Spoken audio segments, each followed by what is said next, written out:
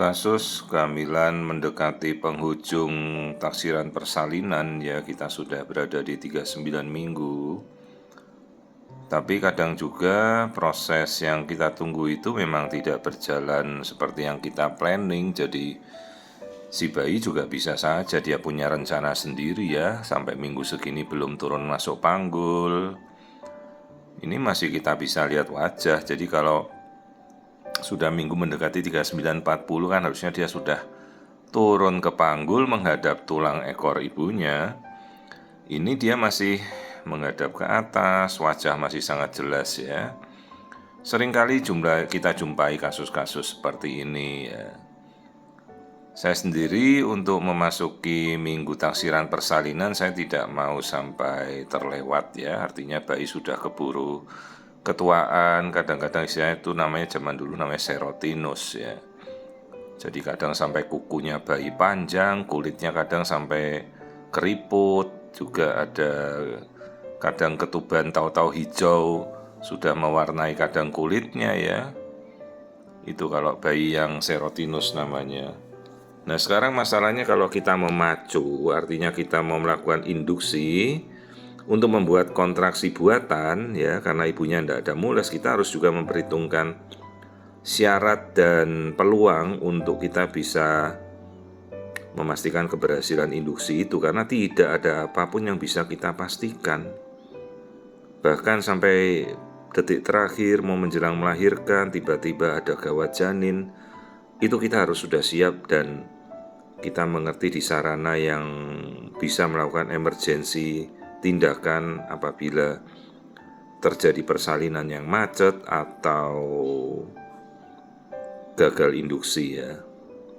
Jadi syarat-syarat induksi itu namanya, kalau tidak salah dulu Bishop score itu mulai dilihat dari pembukaannya berapa, penurunan kepalanya berapa ya.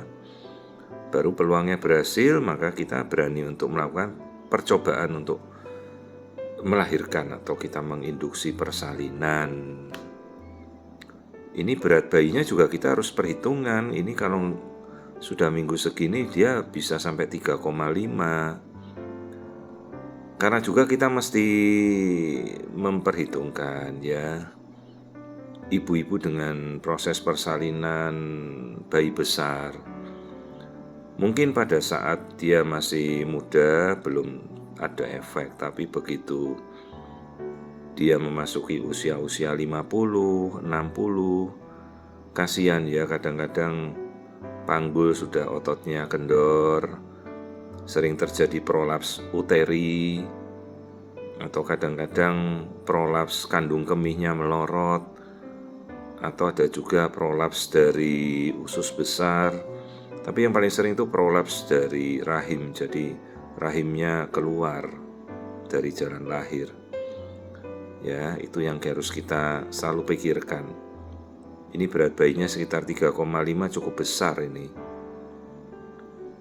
Karena sekali panggul itu dilewati oleh bayi yang besar, dia tidak akan pernah normal kembali, sekalipun tidak ada jahitan apapun ya. Juga nanti perlu dipikirkan, jangan sampai proses persalinannya nanti macet, kita harus robekkan jalan lahirnya banyak, akhirnya malah kita harus menjahit dinding vagina sampai dedel duel begitu ya. Kasihan juga si ibu, kadang-kadang ada kasus namanya fistula ya, pada proses persalinan pernah juga saya upload. Jadi si ibu itu berkemihnya lewat vagina, ada juga yang buang kotoran, buang air besarnya lewat vagina juga ada, kasihan ya.